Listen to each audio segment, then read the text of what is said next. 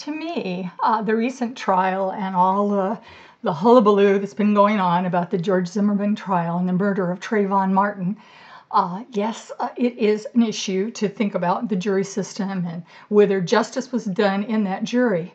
But it seems to me the more important issue that we need to, as a nation, be looking at is this stand your ground law that it seems to be going through so many of our states. I am really uncomfortable with this.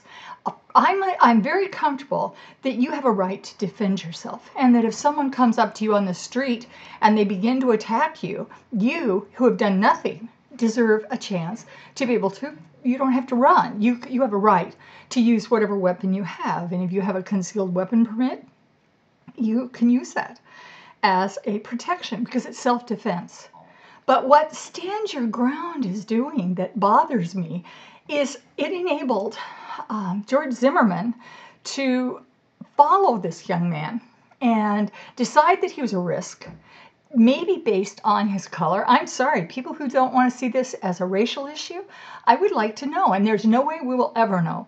Would he have confronted a white boy who looked like he was middle class and doing well economically? Would he have confronted that boy the same way he did this one? Would he have followed him? Would he have done what when the people told him on the police to wait, don't follow him? He didn't do it because he had an attitude toward whoever this was. Now, was that racial? I don't know, and we will never know. But the issue here, to me, is he then could go up and do this.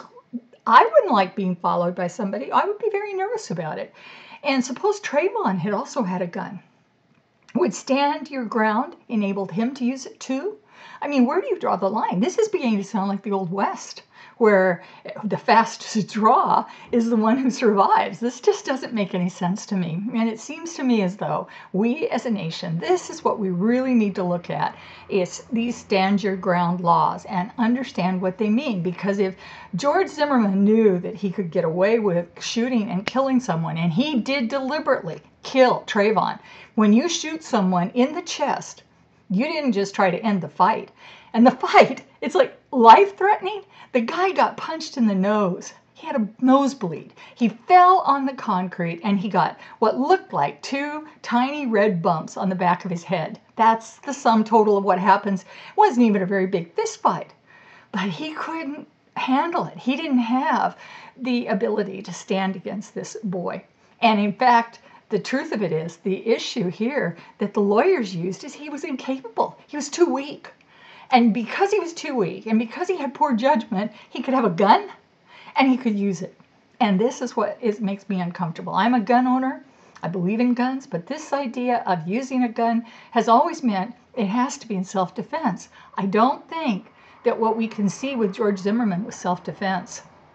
And I think that the Stand Your Ground law is a lot of it. And we need to, as a nation, look at this and see whether this is really what we want for our nation and the kind of world we want to live in, where the fastest gun is the one that walks away.